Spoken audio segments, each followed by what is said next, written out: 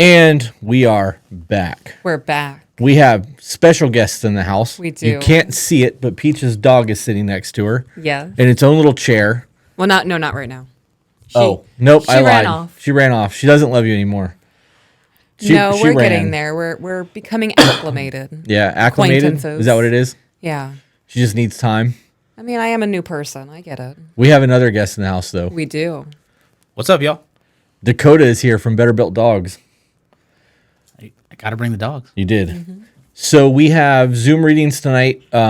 Ironically enough, one of the people here is somebody that has also interacted with Dakota. Yeah. So when we get into that, that'll be exciting. Do you know the emails that we're reading? I do. I have them pulled up in front of me. They're already in the Zoom. Okay. Zach already ran through the whole spiel, so we can just jump right into that. Dope. Excuse me. All right. Decision making and feeling disrespected. Hello, Chris and Peaches. I am in need of some advice, and I couldn't think of better people to ask. Backstory, my fiance and I have been together going on 3 years, living together for 1.5 years. He is 30 and I'm 26. We have a traditional relationship where he is the breadwinner, makes all the financial decisions, is the head of household, etc. While I stay home maintaining our house, cooking, cleaning, laundry, and all the other stay-at-home wife duties. Okay. When it comes to making other decisions outside of finances, he is the one that has final say because he is the man of the house. Okay. I am okay with this most of the time as long as I agree with him. Don't know how much... Oh, that's not how that works. That's not how that works. The sentence isn't over that. Okay, so okay. Sorry, I thought there was a period there and you were just going with it. No. I'm like, okay, all right. I'm okay with this most of the time as long as I agree with him, don't know how much on the topic, or believe he is making the decision to better our future together. Don't know much on the topic, or believe he is making the decision to better our future. That's not how leadership works, though. Right. Okay. I'm okay with this most of the time, as long as I agree with him. Yeah, no, that's not how that works. Even when I don't agree with a decision, like I think the timing might be off, whatever it may be, I am still okay with you making the final decision. Yeah. Because I haven't led you wrong yet. Right. And you're not always going to agree with me. No, I'm not. We're going to have times where you are going to be like, I don't want to do this. I don't like this. And I'm like, you gave me power to veto your decision, so I'm vetoing your decision. Mm-hmm. And so far, it's not been like no, shouldn't have done that. Mm-mm. I mean, especially if it's something that you are not super confident in. Right. At that point, okay. Clearly, if he's making a decision, he's done some sort of research. He knows something. Mm-hmm. The research shit is real. It is. Mm-hmm. Those bikes have been on my screens for 3 weeks. I know. I've watched so many YouTube videos with you. I know exactly what we're getting. Yeah. Yep. Minus the modifications. I know some of the modifications. Okay. There have been times where I question him with good reason that has turned to arguments with him, saying I disrespect him when I question his decisions. Okay, so since she's in the chat, can you give us an example of what that is and how the response went so that we understand what's actually happening? Yeah, because that's kind of vague. That is pretty vague. Yeah, so if you look in the email, I list an example. Oh, okay. There's an example. I think 2, actually, but yeah. Next sentence. One example is we were driving home one day. Why am I like this? Just watch the fucking movie, Chris. One example is we were driving home one day, and I asked him which way he thought was better to go so we could be home the quickest. He gave me his advice, and that's the way we started to take. Then I realized we were going a way that takes us downtown, hitting every stoplight. I was able to turn left at the light we were currently at to avoid the downtown stopping and going. It may have added 1 minute to our commute. As I was turning into the left lane, before I could tell him why I was in the left lane, he gets very frustrated and says how I never listen to him, and why do I even ask him for his advice if I'm not going to listen to it? I could see how that's frustrating. I agree, especially if it's a reoccurring thing. Right. There's also a thing about men in directions. Some of us want to go certain routes. And I can't speak for him, but I am somebody that has a routine when I drive. Yes. Mm-hmm. Right? Like I know my safe routes. There's just a thing that I do everywhere that we go that like you do, you don't. Your route to the house is different than mine is. We don't go home the same way. No. So that could have been a thing. And if I was like, hey, why did you go that way? I would prefer you to go this way when you're driving. I would just not let you drive anymore. I mean, you don't drive unless you're dropping me off somewhere. And even then, I drive to get there, and then you drive your vehicle back. Okay. I tried to explain my reasons to him, but it did not do any good. I can understand how he feels disrespected as the man of the house who makes all the decisions and does not want to be questioned by his fiancée. This is not the only time he has been very upset when I have questioned a decision he's made, leading him to feel disrespected. I don't think that's questioning a decision. I don't either. That doesn't read to me as questioning a decision. That's if I'm like, babe, I just bought $10,000 worth of Bitcoin, and you were like, why the fuck would you do that? That's questioning my shit. Yeah. The traffic thing like that, her driving and making a different route, I think takes it from questioning to action. Like it's a different thing. I definitely think it depends on how they do it too, though, because going, hey, why the fuck would you do that? Versus, all right, I'd like to know why we're doing this. What's the plan? Right. Like the same question, kind of, but just totally different. Right. Very different verbiage. Word. I agree with all that. This is where you and Peach's advice comes in. I need help being able to determine where and when it is appropriate to question his decisions without making him feel disrespected. He told me he feels disrespected when I question him. When he told me he feels disrespected when I question him, my heart sank and I was immediately angry at myself for causing him to feel like this. How can we better navigate our traditional relationship where he can still make the decisions and I feel like I can respectfully question his decisions at the same time? I just got done listening to episode 29 and have listened to many other past episodes discussing this topic, but still feel like I'm at a loss. Thank you for any advice you both are willing to give. Sorry for the long email.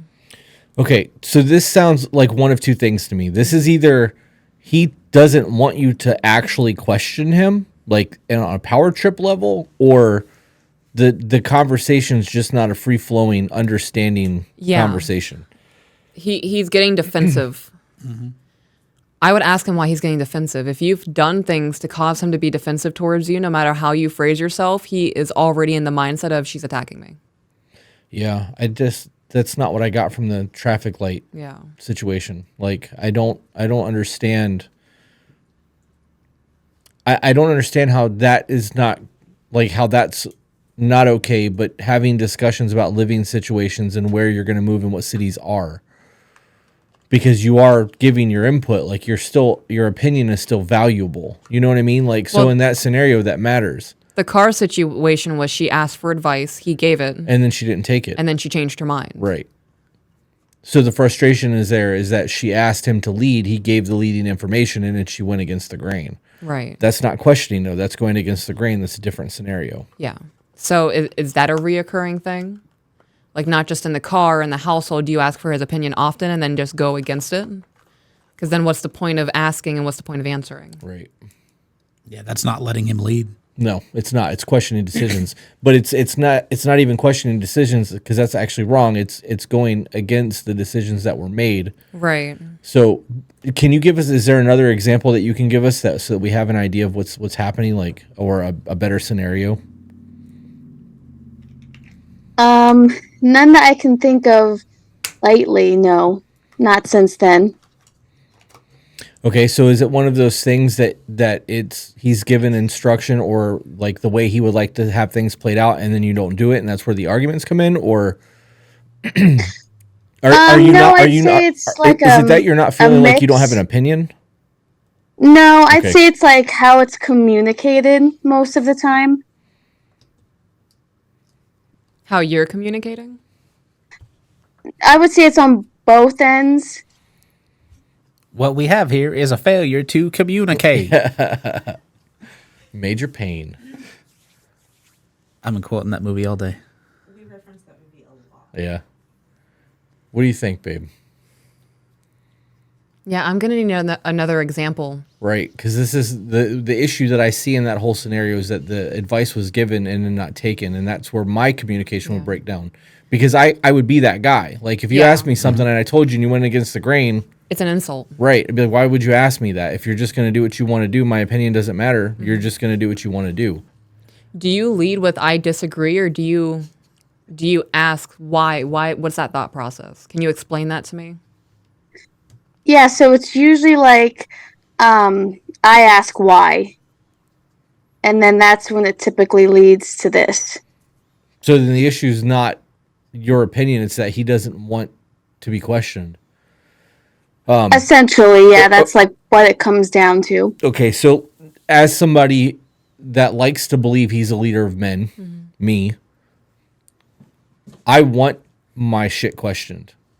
Because if there is a flaw in my plan and it's not questioned, I'm not going to see that flaw. However, if the people that I am leading go, hey, that's really fucking stupid and this is why, it allows me to have more information to make better decisions.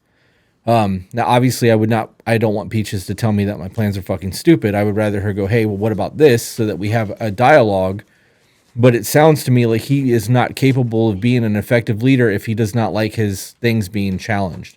That's helpful. Do you agree with that, Dakota? I do.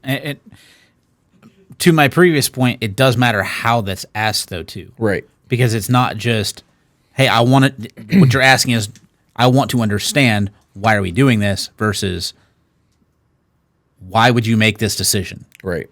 Because those things are two totally separate things. They sound similar, but they're not the same. And there's the possibility that that's the way he's taking it, even if that's not the way you're meaning it. I agree with that. Okay, woman, can you give me an idea of acceptable questioning? From a Peaches standpoint, what is the right way to approach me? Like questioning you? If you were questioning my leadership, if I made a decision and you wanted to question the way that I'm doing it, how would you approach that situation? Okay. I have to make up a scenario to do this. You have $10,000 and you want to make a business move, and I think the risk is greater than the reward. Okay. You come to me, laid out all your blueprints. I would ask for reassurance that this is what needs to be done right now. Like, can you go through that one more time and just explain it to me, because I'm worried that the risk is too much. Like, can you give me a 6-month outline of what this is going to look like financially for us if you do this? Okay. So you're going to make it more about you and you not understanding. Yeah. Okay. And from a leadership position, that does give me the opportunity to run through things again and have a conversation about the what ifs in our life, Yeah. because this has been a thing. I have problem solved simply by talking at you Yeah. a lot. Don't call me out. It happens. Yeah. Yep. That's very normal for us because we can start running down rabbit holes of things that could potentially go wrong and then start planning routes of actions in the event that those things happen. But sometimes it takes me being presented with a problem in order for that to happen. So that is a helpful thing. This email doesn't sound like the issue's questioning. It sounds like he doesn't want to be questioned. Yeah. And that's not effective leadership. That's the difference between a boss and a leader. Like, you can't submit to somebody that is not capable of properly leading. I take everything that you say as like, this opinion matters. Right. I do that with my entire team. I don't have anybody that works for me that can't come to me and tell me like, this is a problem. You know what I mean? Like, this is how we're going to get better if you do X, Y, Z. This is an issue that I see in the business. Like, these are things that as an owner of a business, I don't want to hear that shit. Like, I don't want to hear we're having problems. Don't come to me unless you have a solution. Like, how can we improve X, Y, Z?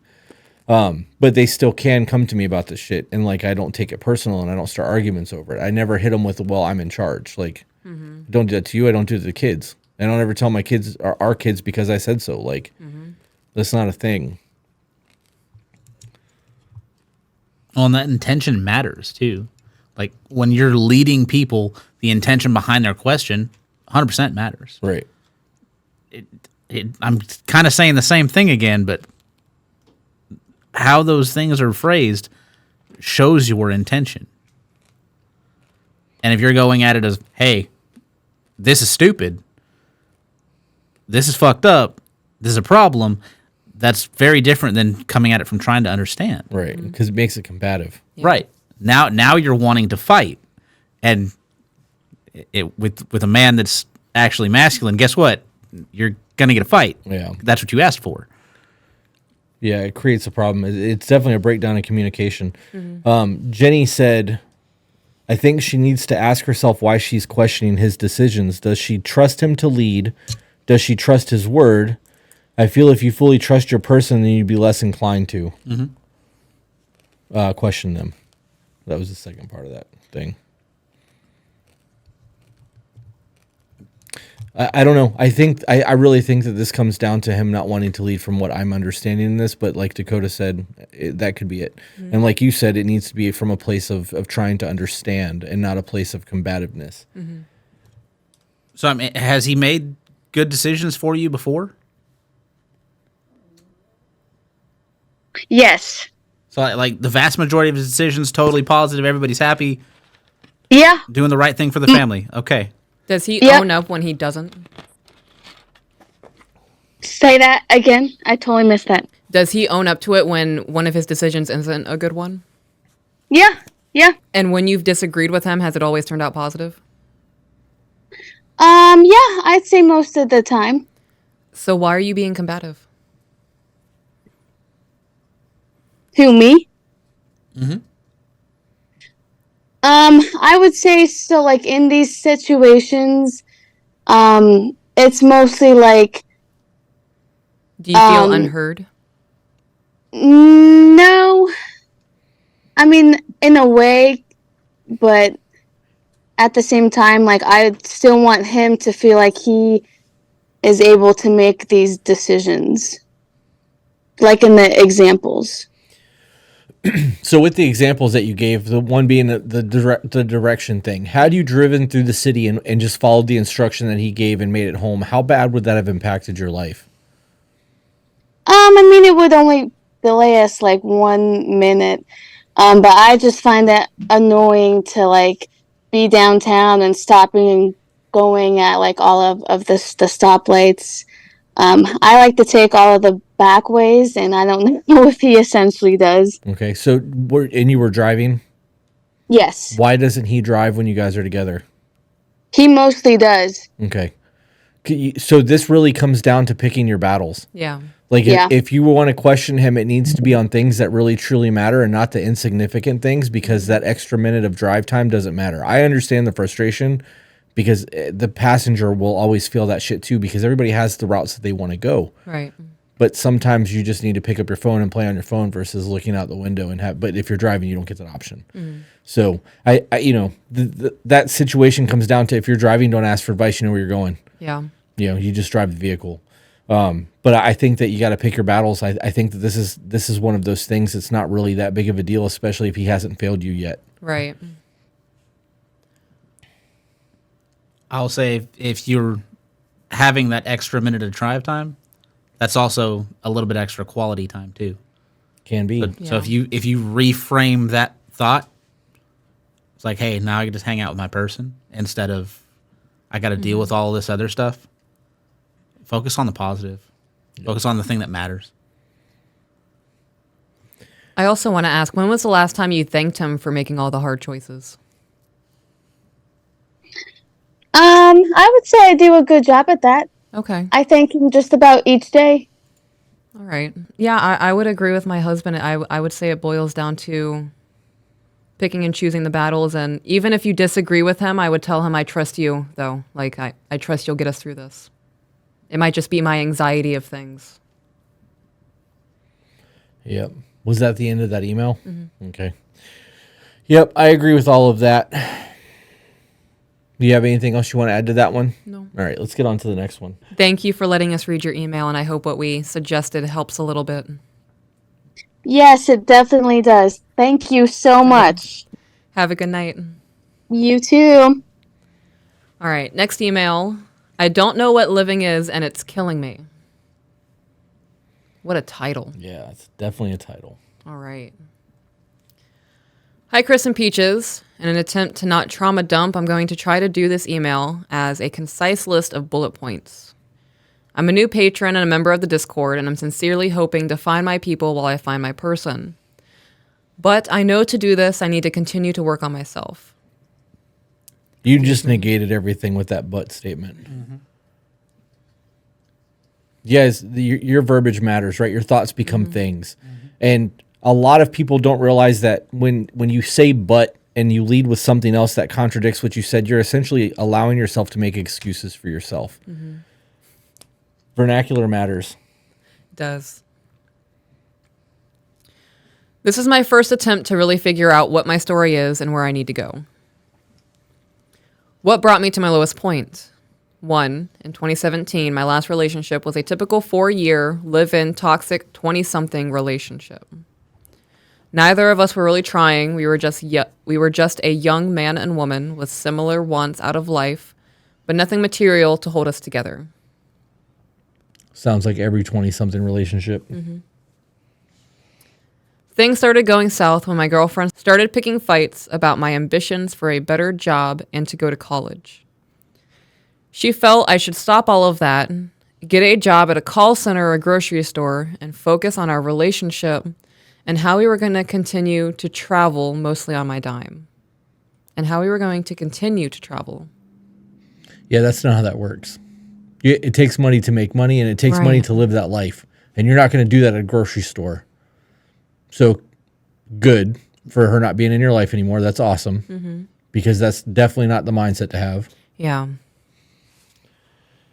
When you say travel, were you guys just traveling within the U.S. or are you like... On grocery store money, there's traveling within their city.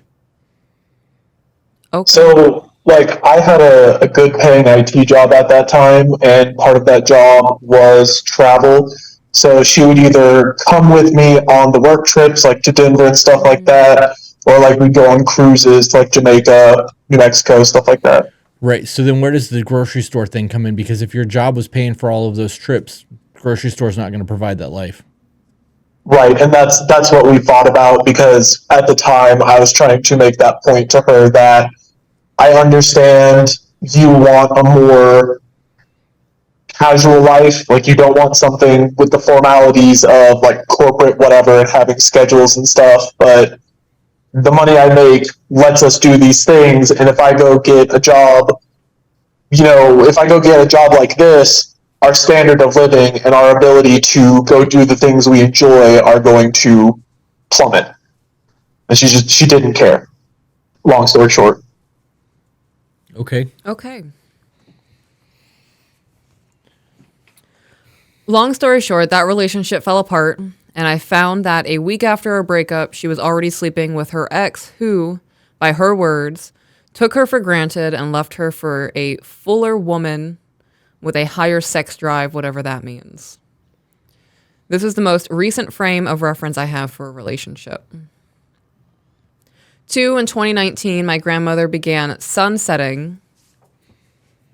Okay, dying. And we needed to take care of her. I've never heard it put that way. I left my career as a successful IT professional and moved in with my family to help feed, bathe, and care for her, as well as run my grandparents' home as my family tried to cope with the situation. Then my uncle got sick with cancer, and I was again called to care for another family member. Is this like a people-pleasing thing? Why are you the only one stepping in and sacrificing? Like, you gave up your career. So, since I've sent this email, I've been going to therapy and stuff like that. Good. And one of the things I'm starting to realize is I have no, like, sense of self, right? So, like, I have no identity of who I am or what I want or things I orient my life to create boundaries. Like, for example, I don't say, hey, I can't go hang out with you because I'm doing this hobby or this activity or something like that. So my mindset has always been, serve or just do whatever comes my way. And, I don't want to get like too hardcore into it, but what I'm kind of realizing unpacking these things in therapy is my family has been a mixture of vindictive, manipulative, and narcissistic. And my mother in particular used guilt and shame to control me. And that's been something that has utterly destroyed my ability to read other human beings, understand their motives and intentions, and navigate the world successfully to build a life where I can not be a people pleaser or my own person, Right. Well, if that makes sense. That's not a matter of not being like having your own identity. That is a lack of boundaries.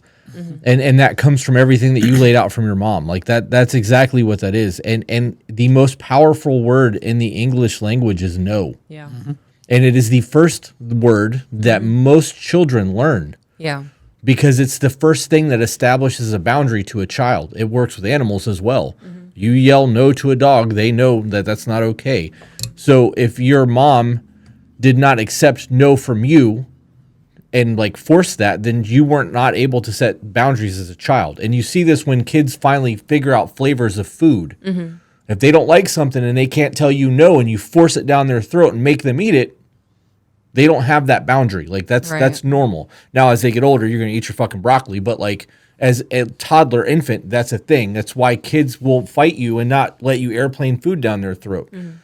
That's their establishing boundaries. So like if you are forced that, when that's forced upon you as a child, it creates this scenario as an adult. And obviously if you actually had, your mom actually had all of the things that you laid out, that's the problem, is that you don't have boundaries. But knowing that you don't have boundaries means that you get to start establishing those boundaries. And people will certainly start to fall off with that. Right. So I will also say, I'm going to take it back to the ex-girlfriend. You very specifically went through like, hey, she went and did all this stuff, and it sounded like you were possibly still harboring some ill intent towards her. Intent's probably not the right word for that. But just not feeling good about it. But sometimes you got to realize the trash is taking itself out, and that's okay. Yeah. So I'll just throw this out there that sitting here now, like years away from that, I understand what you're saying. Like, Good. It's one thing to go through it, but it's the other thing to like understand it. But as far as as far as why I bring this up, that's more just like I don't have feelings about her. I have feelings about how I handled the situation and how I need to behave moving forward. That's good. Like that's Yeah. healthy, bro. That's growth. I was concerned that it was honestly still an additional boundary issue of that you were still letting that have space in your head that you shouldn't be giving.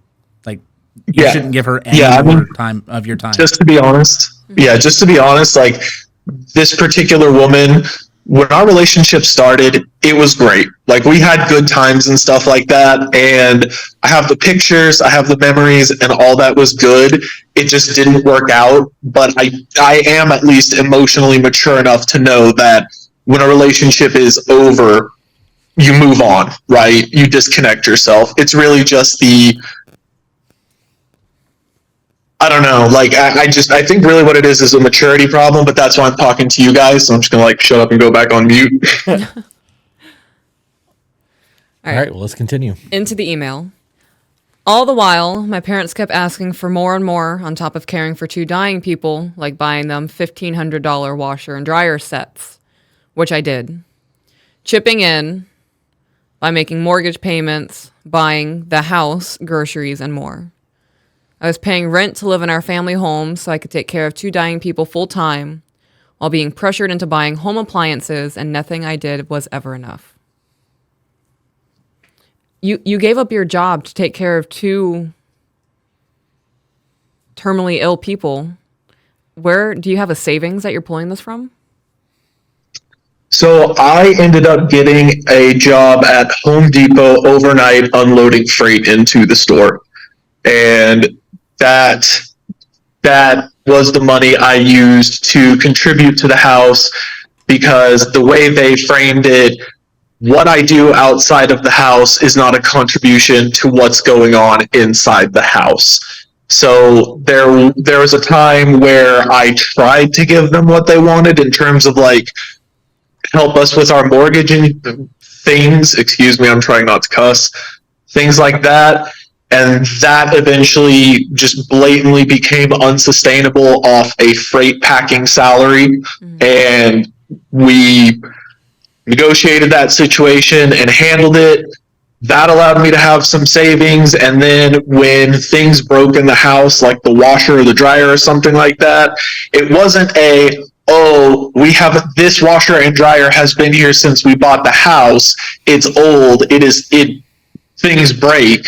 It was oh, you did this. You need to pay for it anyway, blah, blah, blah. Like, it was just immediately it was your fault. And it wasn't even really like I was given a choice in the matter. It was they went out 2 days after, like just in this particular example, they went out 2 days after the washer and dryer broke, bought a new one, left the note, left their bill like in my room on my desk, and just savagely fought about it every time. I was like, look, dude, I can't buy y'all a whole washer and dryer. Like, I get up, I go to 2 different houses, then I go to another job. Oh, like, I'm freaking tapped, and I need to have like some money, whatever, in the bank for me. And to be honest with you guys, during this time, my money was going towards drugs. I was 150% numbing the crap out of myself to navigate that situation.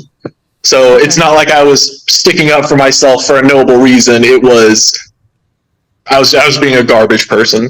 Gotcha. Anybody in this situation, if this ever reoccurs for anybody, just know that laundromats are a thing, because that's where I'll be at. Washer and dryer's broken. This isn't mine. This is not my house. I just pay rent here. I'm gonna hit the laundromat. Right, but you've learned to establish boundaries. Yeah. Right? And like you've in the last year, right, I have watched you establish boundaries, like militant boundaries. Oh yeah. Because of the shit that we've been gone through, and like other people have said. So to watch you go from who you were when I met you, the woman who would walk into a building and look at the ground and look at her feet, to the woman that walks in with her chin up like, test me, motherfucker. You have changed a lot. And this scenario is very similar in like lifestyles. Right. You know what I mean? Like I this sucks. It does. This fucking sucks. And I'm glad that you're not that guy anymore, but you need to have self-worth and realize that like your boundary setting is going to dictate your future. If you don't have that boundary setting and you're not willing to fucking put your chin up and dare a motherfucker to test it, you're not going to ever have what you want to have in life. Right. I'm proud of you, woman. Like, thank you. Because I mean, I just, all of that just played through my brain and the things that's happened and like personal things that we haven't put out there. Like, you have laid the fucking hand of God down and be like, you're not doing this. And somebody's done it and you're like, Thanos. Ashes. Yeah. Like, it's just that simple. It doesn't matter who they are. But no, it does not matter who they are. I gave that example because people say, what would Peaches do? That's what I would do. Catch me at the laundromat. Damn right, sipping my chocolate milk, working on my sign language. Yeah, that's exactly what happened. My grandmother and uncle both passed away in their homes, in their beds, surrounded by their families. And for that, I take some measure of pride and satisfaction. And I immediately return to work. 2B, so subcategory of 2. It's worth noting that during this time, I did not give up on my career and spent long nights at the dining room table studying for and obtaining 3 IT certifications for cloud technology.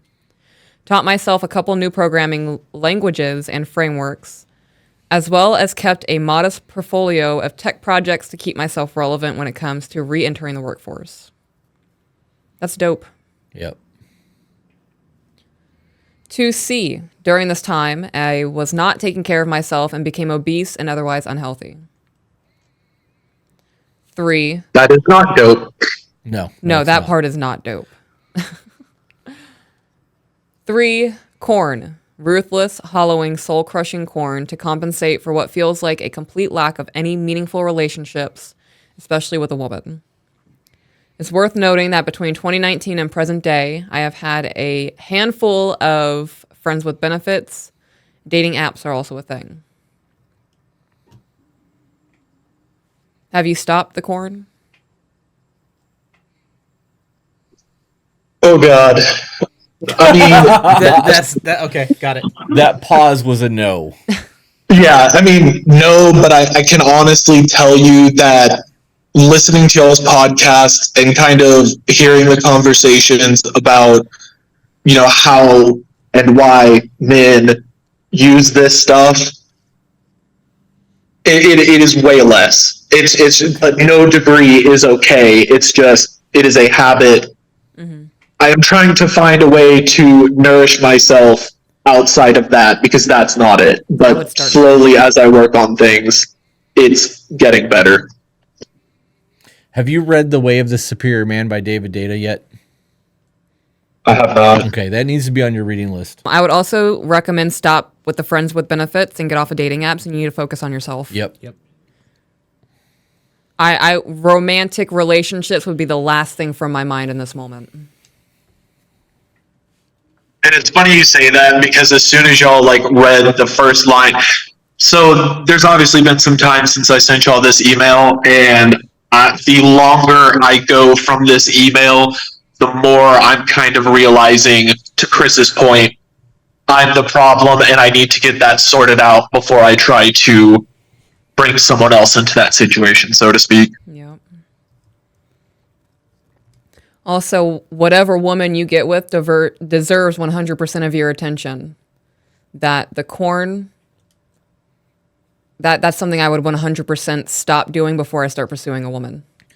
Before you go on, I just had a whole fucking thing run through my head, and I'm just going to try to quickly do this. Okay. You can only give somebody the best version of your current self, right? If you would have met me 20 years ago, this wouldn't have worked. No. Because of who I was as a man. Yeah, I would. Is he showing up? Okay, word. I'll see you guys next time. Right. So it's one of those things that if I would not have done the work to become the man that I am, I would not have been able to experience this life that I have now. So if you are looking for your version of Peaches and you are not doing the work and you meet her, you will lose it. Yes. It's important to remember that shit. That's why we don't carry the baggage from our past bullshit into our new relationships. It's why we do the work, the dirty work. However that looks. You're going to therapy. Fucking good on you. That's it. Read that book. Read Choice Theory also. That's another one that would really help you. But know that if you bring that baggage to a new woman, she's not going to stick around and deal with your shit the way that you hope is going to happen. And if she does, she's going to match energy. Right. It's going to be a mess. Yeah. Yeah. Women like me don't play games. So what? Play chess. Do like chess. Sorry. I couldn't resist. I do like poker too. Poker is fun.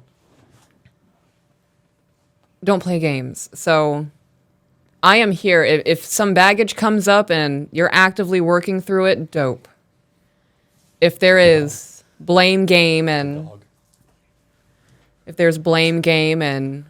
it's just so hard for me to get past this due to childhood trauma, okay, well, what are you going to do about it? Right. And if there's not an answer to the what you're going to do about it, very quickly, a woman like me will be gone with the wind. So maybe y'all can critique this thought, but what I think I'm starting to understand, as it relates to a man with a woman, is just with basic self-awareness, you shouldn't be and maybe you said this already, but the simplest way I can think to say this is you don't go into a relationship with baggage, period.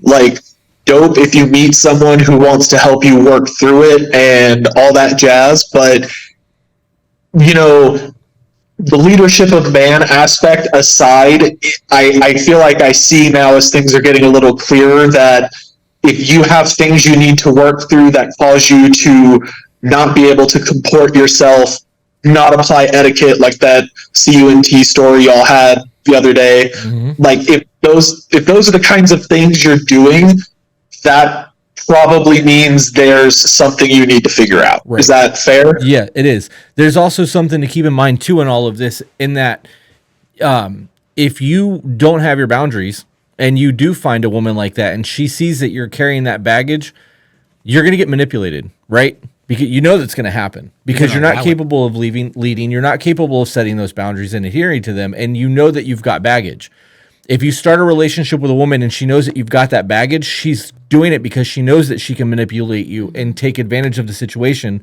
That's not the right way to go. And now, if you're doing the work, like you just said, and you're working on being a leader and you're doing that, and you meet a woman and you acknowledge the fact that, like, hey, I've got baggage right now that I'm working on, and I would love to have you help me with that if you think you can, but I'm not willing to commit to a relationship with you. I would like to build a friendship with you. That is exactly what we did. That is exactly our foundation. There was a year of you being my fucking therapist as I was trying to not unalive myself, and being there every single time I made a phone call while I processed a whole lot of dirty shit. Yeah. And some of it wasn't pretty. A lot of it wasn't pretty. There were days where I was like, what is the point? Right. And those were the days where I was like, okay, this man really needs a rock in a moment. Right. But yes, everything that you said is accurate. I just felt the need to say that before I forgot where my train of thought was going. Yeah, and if y'all want to, if this is more of like a why I'm emailing you discussion point, we can totally save that or not talk about it at all. But these things you're talking about of kind of like being taken advantage of and stuff like that, like there's feeling stuff there. I don't know. Like I'm sorry, y'all lead. I'm sorry. There's feelings there. You should feel that, bro. This whole man up, don't feel your feelings nonsense that people are spewing is bullshit. We all have them. You work through your emotions so that you understand them. It's no different than working through a puzzle. Once you understand how to navigate an obstacle, that obstacle is not an obstacle anymore. It's a speed bump. Because you know how to. And so I can solve a Rubik's cube in under 30 seconds.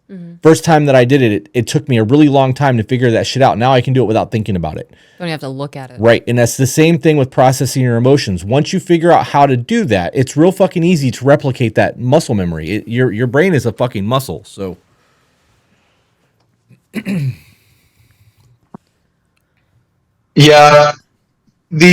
Yeah, I'll if there's an opportunity, I'll kind of bring it up towards the end of the email. Number 4, work. I've been fortunate to work for a lot of the big names in tech, as well as large entertainment and automotive brands.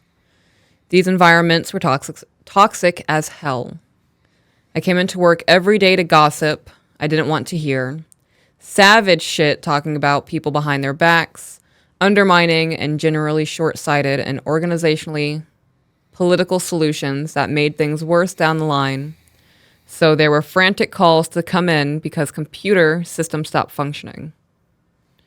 To Chris's point, though, you work jobs you hate because you have to provide. Though if I'm being honest with you two, in spite of the progress I've made, I'm still not handling this as well as I know I need to. The lying, gossip, and petty toxicity of my current environment gets to me. You allow that. That's a choice. Yeah. Do you ever hear men do that to me? No. I don't tolerate that shit. When people start gossiping, I always say, and I keep interrupting you, but I always say to people that when people say something, come to me and go, hey, so-and-so said such and such about you. Well, why are they comfortable saying that shit to you about me? Like when you check somebody's gossip and you check their fuckery, they stop doing it or they stop bringing it to you. And that can be enough because you're no longer caught up in it. They can keep that poisonous, toxic nonsense the fuck over there while you work on your IT shit and actually do your job. Yeah. You don't have to be a workplace friend. These people aren't your friends. They're your fucking coworkers. You don't have to get caught up in that shit. It's a choice. Yeah. And so this is what I think I've learned again through therapy, but also tying this back to what you guys have said about me and boundaries. So what I think I've discovered, and I genuinely want y'all's feedback on this, right, is what I seem to be doing is, I don't know if it's projection or transference, but I am essentially trying to use my work, which is something I'm good at, right? And my success with the people there at work to create the validation or sense of self that I am missing, because in my personal life, I have been so screwed up that I am not seeking out relationships, be they like friend, romantic, or otherwise, with other people. And that's just causing like so many problems. I'm taking things too seriously. I'm trying to get involved and make people who are like miserable and talking trash like me. It really, I think what I'm coming to understand is that first piece, but that also for some reason I seem to be seeking out toxic people to try to people please, maybe. I would recommend reading the Four Agreements. I recommend reading the Four Agreements a lot. Like, not just once. That's a book that you need several passes through. I want to break it down on the women's segment. Yeah, that's a lot. I mean, if you're going to do the breakdown, it should be more than the women's segment. That book has a lot of value to it. I've read it twice. Well, I tried doing that. I mean, we did the lives at home. Yeah. Well, we were evolving. Yeah. So. All right, number 5. Finally, and perhaps most importantly to me, how insane the world is becoming. I can't really expand on this because I don't want to make your show political, but I will say the dehumanizing culture that's being forced on humanity, as well as caring about what people are, identity, more than who they are, their character, and all the problems that brings, for better or worse, hit me hard. I'm shocked and appalled by the way I see people treat others in the name of a supposed good. What I'm doing to fix the problem. First and absolutely foremost, I have gotten straight with Jesus. I cannot overstate the depth of impact this has had on me to sincerely and authentically have my faith back after decades of aimlessness. I'm currently looking for a church. 1, after realizing what I did, I thought was me doing my duty to support my family, was really letting 2 narcissists take advantage of me. I put my foot down and cut off the money and favors. Predictably, I became the worst fucking child to my parents. There was fighting and have emotionally disconnected from my family, and I'm working to move out. I don't see myself talking to my family much once I'm gone.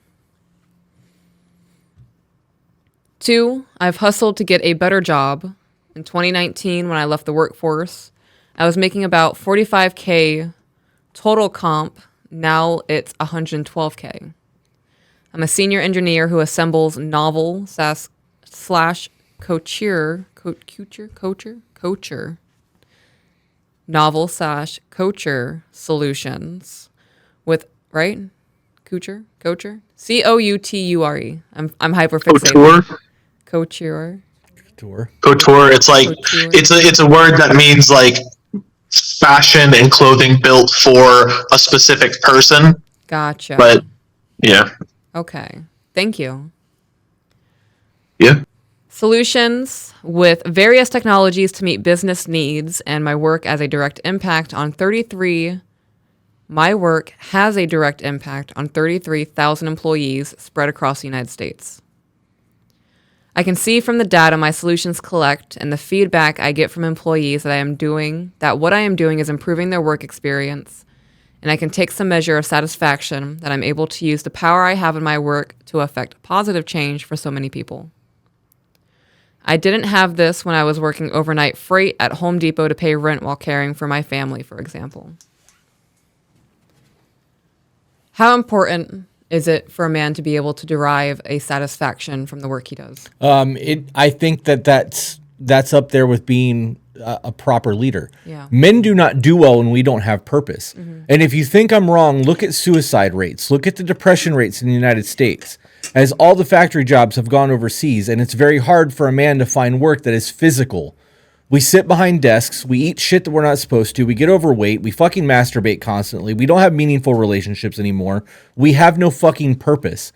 Whereas 100 years ago, a man got up, got his lunch from his woman, gave her a kiss, and went to work with a fucking purpose, and that purpose was making sure that his family had everything that they fucking needed. Mm-hmm. Like, we need a purpose. Right. That's why men do so well when they're in the military.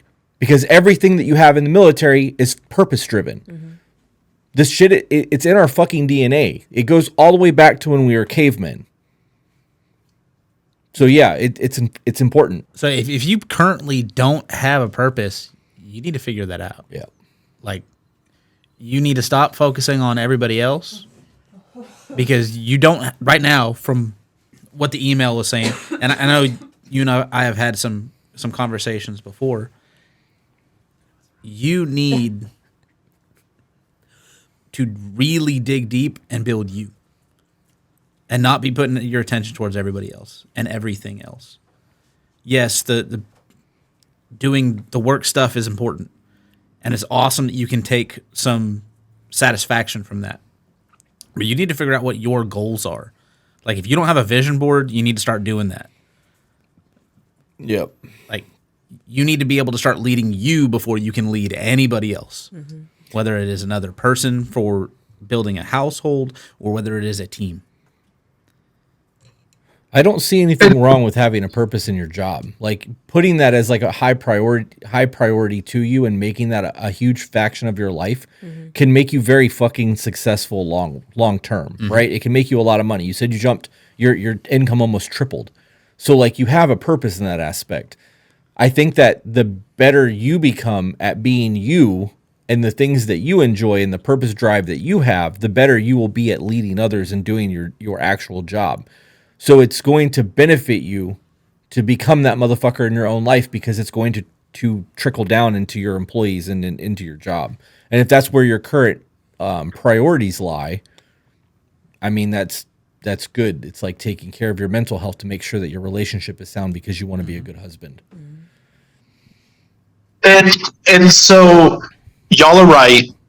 And one of the things I'm hoping to get out of this conversation is to understand what this all means more tangibly, right? Because in my mind, I have like obvious goals in terms of where I want to be professionally the next 5 years and where I want to be health and fitness wise in the near term. But so while those are goals and while those are things I can work towards to have continuity outside of my job at work, those are not material, so to speak. Like, yes, you obviously want to be healthy or something like that, but in terms of having something to wake up for in the morning other than my job, or something to look forward to doing when I sign out of my computer for the day and move on to my personal life, I don't know how to discover those things. And right now I'm in a season of my life where anything I do it alone, and talking to people is really hard because I don't even accurately interpret their motives or body language. And that's something I actually had to work really hard to get control of for work, but I'm still like trying to figure that piece out. So I hear you guys. I hear what you're saying, that I need to figure these things out and I need to do these, but I'm kind of confused and I don't know how to orient myself to those problems because I myself have been so disengaged from who I am for so long. I don't know what I would do. And then when it comes to people outside me, I don't even know how to effectively communicate with those people anymore because of the people that I've had in my life for so long. Okay, why did you say that there was nothing material? You used the word material when you were explaining all that in the beginning. So everyone wants to be healthy, right? Like everyone wants to be healthy. They want to look good without a shirt on. They want to have a good paying job. And don't get me wrong, I feel very grateful that I have the skills to make the money that I do. But to me, there's what you do to make a living and provide for your wife and stuff like that. But then there is, what do you do to either fulfill yourself selfishly, like maybe that's starting a business and getting rich and buying a plane because you love planes or whatever, or a Maserati, or maybe that's, you want to open a food pantry in your community or something like that, and ease the suffering of people around you. Right, that's your drive. That's what your purpose driven. So do you not have anything like that? Is that what you're saying? What makes you excited? Like, something's got to fucking do it for you. It can't just be work. To be honest with you, my life right now is surviving each day, not getting high or drinking, so surviving is maybe a little melodramatic. Maintaining is probably a better word. It is focusing on doing what I should have been doing all along and being successful at just doing that. And it's been about 3 months since I sent you all this email.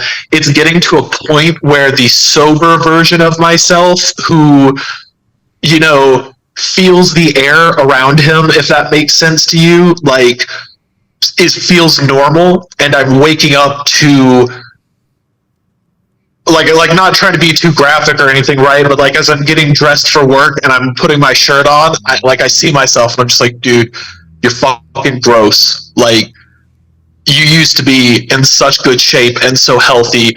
What have you done?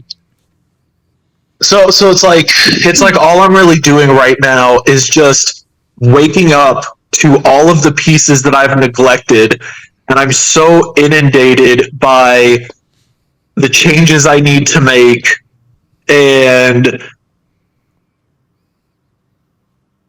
I don't know, just the messaging from society about what I need to be focused on and stuff like that, that there's so much noise. And like, even with my health, for example, I haven't necessarily been successful on that because I'm still like stress eating and stuff like that. Okay. And I don't know if you've seen me in the Discord, but like, there are people like Meep and Alex07 who have been helping me with figuring out keto and stuff like that so I can get better and like meal prep and stuff.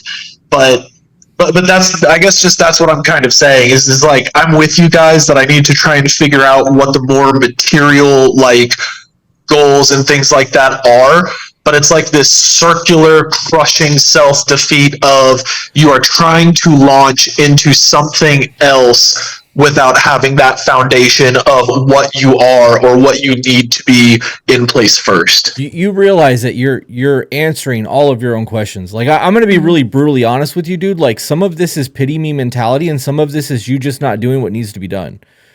So you're 3 months into like trying to get your life back together and like you're sober now and you're starting to eat healthy and like that shit doesn't come overnight, dude. It takes time and you're doing the fucking work. You need to have little victories along the way. Mm-hmm. So if you don't like the way that you look without your shirt on, buy a shirt that you fucking like and put that on and then look in the mirror.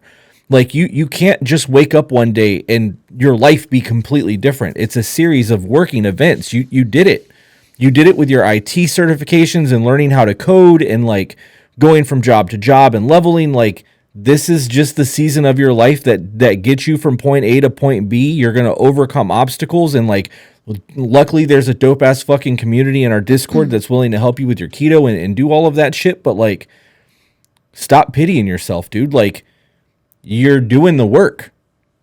You know how many people write in emails that just want to fucking complain and haven't done anything? Like, you're fucking doing it, dude. Like, I don't understand what the problem is at this point. Yes, it sucks because you're not where you want to be. Like, I'm not where I want to be. The podcast isn't where I want it to be, but we're doing the fucking work. Dakota's building a brand new business. He's working 16 hours a day. Like, that's the season that you're in right now so that when you're in your 40s or 50s, you can look back and go, damn, that shit sucked. Come on, babe, let's go on a cruise. We'll be back in 2 months. Like, that's why we work for the things that we do. And if that's not what your future entails for you, then you have to find that vision board and put your end goal on there so you know why you're working. I'm working to make sure that my kids can go to college and that my wife has everything she ever wants and never gets to be, well, I wanted that and we couldn't afford it. The fuck we can't. Like, I have my reason. You have to have your reason and then you have to follow through with it. Like, but you're doing it. Am I the only one that heard that? Like, he's done all of the work. It's just you're just not there yet. Like, well, it also sounds like depression is a major part in all of it. Yeah, everybody has depression, right? But going for 2 weeks and having one bad depression day, knocking your ass out, everything seems hopeless because that one day you slipped up and you stuffed your face with 30,000 calories. Okay, so if you dropped your cell phone, right, and hit the carpet, would you pick it up and slam it on the ground repeatedly because you dropped your phone? No. Okay. You had one bad day of a diet. Right. The next day, you don't sabotage your fucking meal plan. You go back on your diet. It's the same concept. I agree that there is a depression there, but it sounds to me like the self-worth isn't there. You need to look at what you've accomplished. Yeah, do you remember what that motherfucker looked like 3 months ago? Right. Like for real. You need to tuck your fucking chin, look at that motherfucker, and knock him out. Like, that's where you're at. Yeah. You just got to keep moving forward, man. Well, and so I guess, so Peaches, what you just said resonates with me, but Chris, the question is, okay, so I don't want to be that guy, right? Like some of these men you've been talking about, like the job hoppers, these guys that just like don't want to work or just kind of like don't want to realize themselves. I don't want to be that. And you're not. One of the problems, well, sure. Not sure, bro. You make 6 figures a year. You have multiple certifications in your job. You are training 30,000 plus employees. Like, you're not that person. That's not a sure thing. That's not a speculative thing. You're not that person. Yeah, this is that moment where you need to take a deep breath, get out of panic mode, maybe get out of the depression mode, and recognize that your reality is what you are anxious about not being. So how do I communicate to y'all better that it's not so much pity me, it's the anxiety and depression of being unsure of myself. That's one of the problems I have right now, and I think I am working on that, but I don't know if that's one of those things where you wake up in the morning and you choose that problem is over, and each time those intrusive thoughts like creep into your head, you just affirm with yourself like, this is over, or if that's one of those things where you can say whatever you want in your head, you can self-talk yourself and whatever, but until you are demonstrating a set of behaviors that are like natural, you're still whatever it was you used to be. You fake it till you make it. Okay. You wake up every single morning and you look at yourself in the mirror and your first thought's going to be, I'm fucking disgusting. And then you take a step back and you go, no, I'm not. Even if you don't believe it. Even if you don't believe it, say, no, I'm not. And then next week you start looking at yourself and you know what? I like my nose. My ears are pretty cute. I never notice that dimple when I smile. And it goes from there. You are your thoughts. So if your thoughts are constantly, I am disgusting, I'm not worth it, I'm a piece of shit, I will never be what I want to be, you're going to become exactly that. I'm just not, really what it is I'm just not happy with who I am right now. And maybe I am not handling those feelings correctly. I agree. But yeah.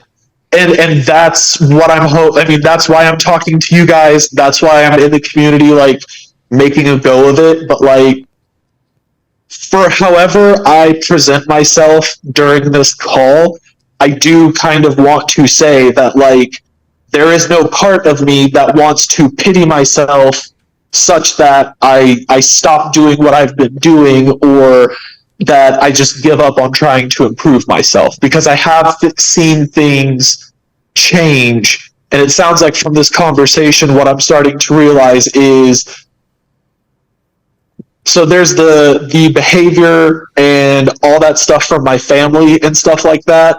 But I think the new thing that I'm really starting to understand from this phone call is that is what it is, and that's no longer a problem because I'm on my own 2 feet now. Right. But now it's an issue of, like, you've got to choose you, and kind of like what Peaches is saying, you've got to start saying, like, look, dude, whatever baggage you may have had, or however you were made to feel through the guilt tripping and all that other stuff, that no longer applies. And you just chill out, because progress will come with work.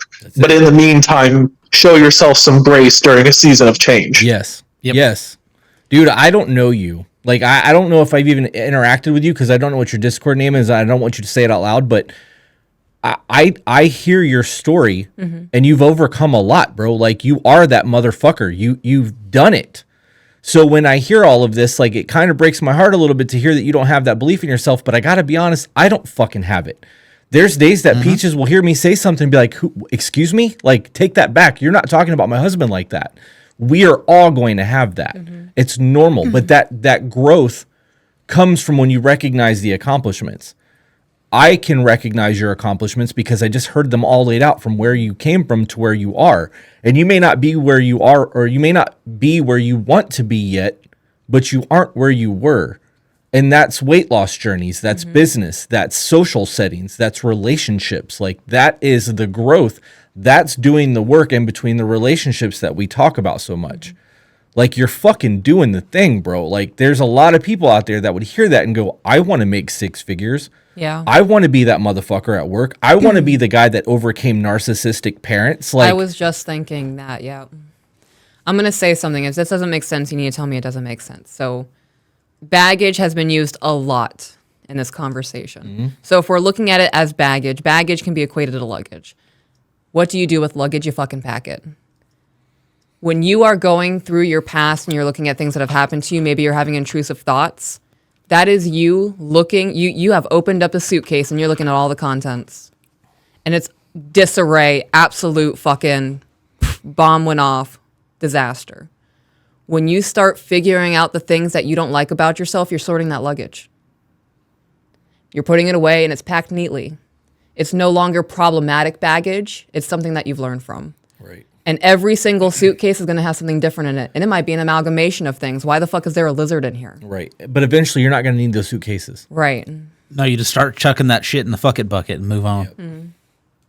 So, Peaches, in that metaphor, is there ever a time, and maybe it sounds like there is, but like, is there ever a time where you just kind of say, okay, I have packed this suitcase and I could go through it again and I could see if there's anything relevant to my life right now?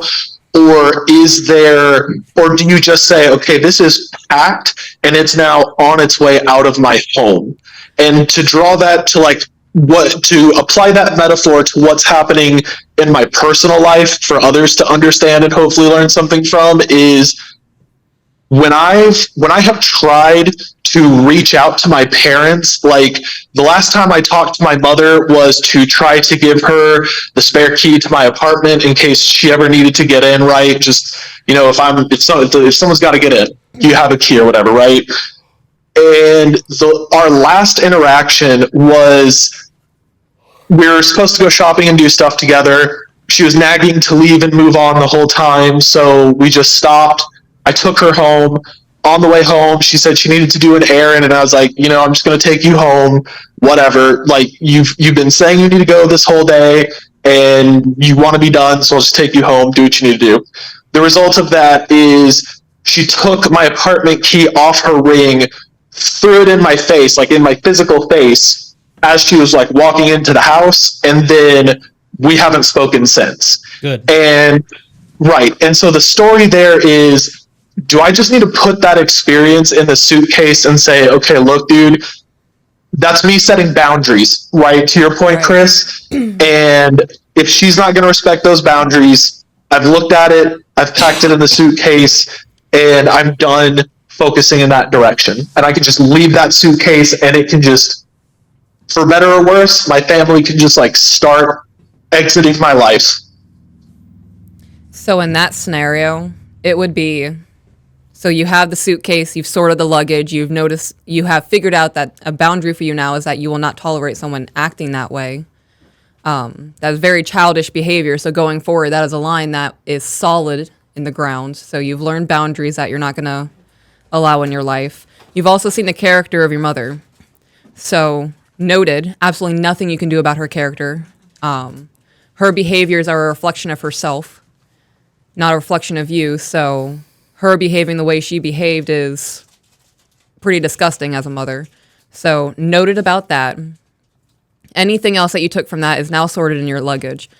Myself, what I do, once I unpack trauma and I figure out how I can grow from it and what I am going to start implementing in my life as a result of that trauma, I send that shit away down the stream like a nice little burial. Flowers and shit are floating in the water. It's gone.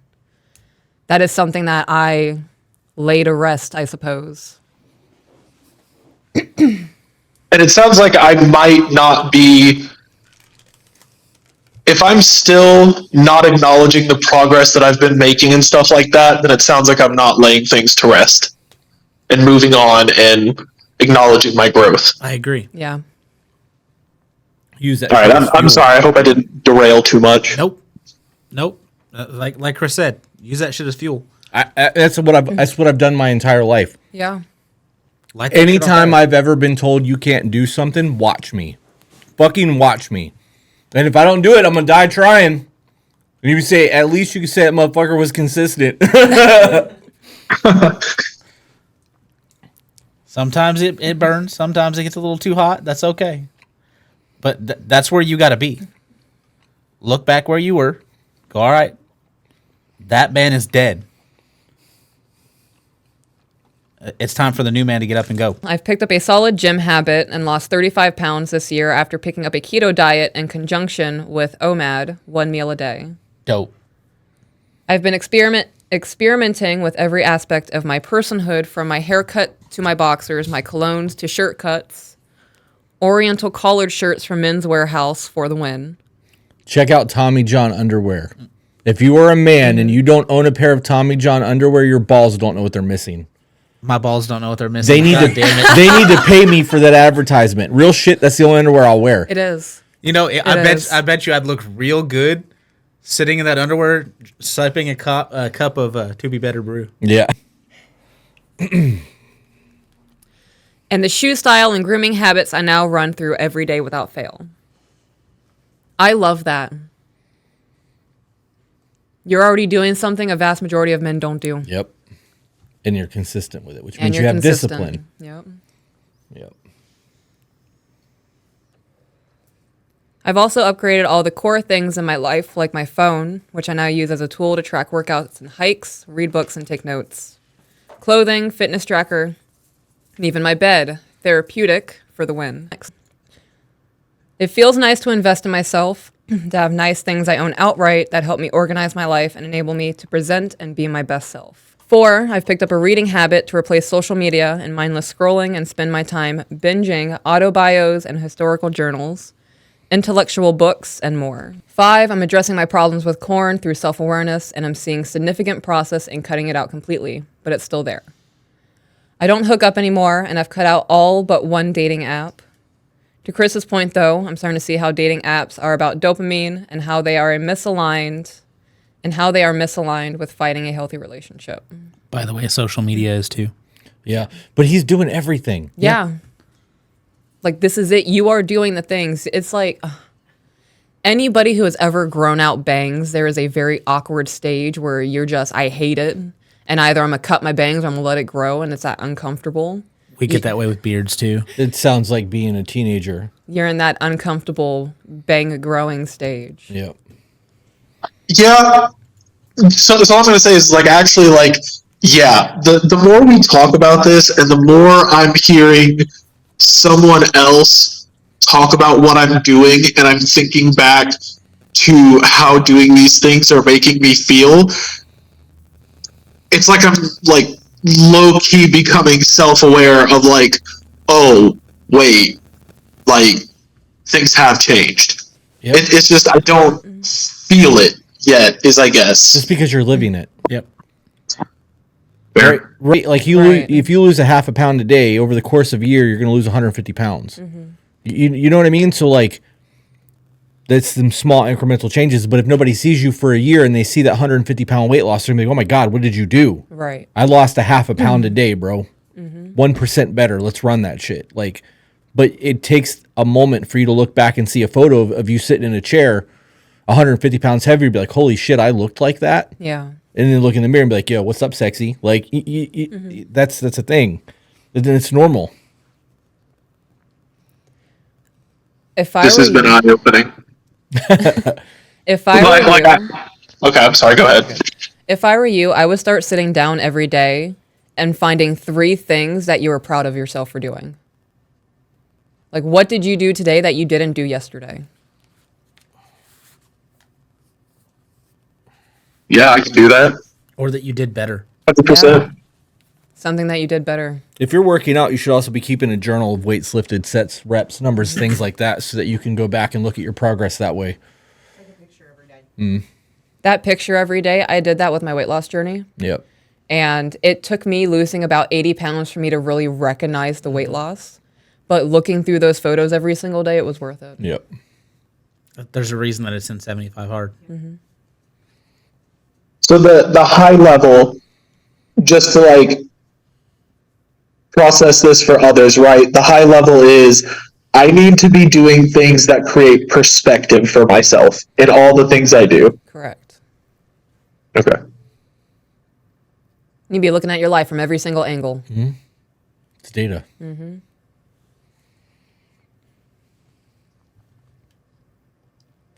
As of this email, I'm laying off weed for now. I enjoy nothing more than a lazy afternoon on the sofa with a blunt and a book, or getting nice and hitting the gym for an absolute savage session to some hateful music, but weed seems to be more disorienting than soothing right now. Why I'm emailing you. I don't know what to do at this point. I don't know how to get oriented in this new lifestyle, how to appropriately check my goals. What does that mean? I think that we've actually answered all his questions. Oh, dope. Yeah. Okay. Yeah, well, And even with the weed thing, bro, if that's something that you truly enjoy, make that shit a reward system. Like it's not something that you're going to get addicted to and go down a rabbit hole with. You know what I mean? It's not fucking heroin. So if it's one of those things that you want to fucking have a Sunday evening where you want to smoke a blunt and read a book, and you've met all of your macro needs for the week, and you've made every gym session, and you've done all of the work that you needed to do for that week, turn your fucking phone off. Put that bitch on Do Not Disturb for 3 hours, smoke a blunt, and read a book. That's self-care. Like, Yeah, I don't smoke. You do. I do. And I have my medical card in case of emergency break glass. I can because of my back. But when I've earned a drink, that fucking one glass of whiskey is the tits. Like, I can sit there and watch TV and just... So Chris, like as a man and from the like provider aspect, so like what I'm doing in my life right now is I'm getting ahead of my bills and things like that. I'm actually ahead on a lot of crap. So I have some financial stability and runway. But the reason why I'm asking that is, you know, do I need to be planning as a man, like, look, I will allow myself to smoke because if I do smoke, I have, 3 months of bills and stuff like that in runway, so I can get myself cleaned up and get a job without there being really any hurt? Or is this something I can just or is this something you would say, give yourself grace to do the thing you enjoy if it, makes you feel better or like it nourishes you, so to speak? It's a reward system. It's got to be something that you allow yourself because you've got small victories. I wouldn't partake every day. I wouldn't. That's why I don't drink every day. I know that my drinking could get very out of control very quick if I allow it to become a daily thing. So I have a 3 drink a week limit. And most of the time I don't drink anything. I've had 2 drinks. Nope, that's a lie. I've had 3 drinks in the last month. Yeah. 2 of them were at dinner last night, and I didn't drink the full second drink. I had like 2 or 3 sips of it and I put it down. I enjoy bourbon. I don't enjoy getting drunk. So like there's a catch-22 there. If you enjoy medicating. Do you have any hobbies? Hiking. I read a lot, but I don't play guitar or something like that. I don't know what a hobby is. There's things I do to fill my time. Reading could be a hobby. It is. That just depends on how you look at it. But it could be a lot of different stuff. Whether it is, some people use video games. Usually they overuse it, and that's usually the biggest issue. Like Chris was talking about. Usually people overuse it to the point that it starts detracting from the rest of their life, and that's why you have to have some sort of moderation on it. It does need to be a reward to a degree. You should find. No, something. that's fair. I would also go And as I far think I as to can do say what Chris says. that your gym sessions are a hobby too, because I've been that guy that goes in there to let those demons out. And like, if you're going to the gym and you're leaving feeling like $1,000, like that's a hobby, bro. Like if you miss a gym session and you don't feel right because of it, that's one of your pleasure centers. Like you should be chasing that. Like that's a good thing, especially because it's going to help your physical health and in turn fix your mental health. Like Going to the gym and letting those demons out keeps me from hurting people. Jiu-jitsu, man. Yeah. Jiu-jitsu. Yeah. Go choke a motherfucker. like for real. If you haven't tried it, you should. That was just a lot. So I know for me, going to the gym and lifting weights, I fucking hate it. See, I'm the opposite. I hate it. There's no animation to it. It's not fun for me. However, I get a sadistic pleasure out of bending another man to my will. And even if it's a man that I like, in that specific context, and that's fun for me.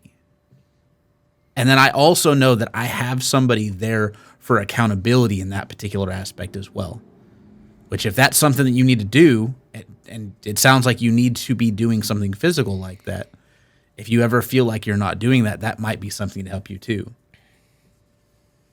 So I don't think that's sadistic. That tracks. Like, there are times where I professionally jujitsu people at work and just kind of like walk them into what I want them to do, and I get satisfaction out of that. So that just tracks to me as like a man, I guess. But I think jujitsu or like MMA actually might be something to look into. Yeah, the difference. I could see myself enjoying that. The difference between the two is that with jiu-jitsu, you are mentally playing chess, physical chess with another person. Mm-hmm.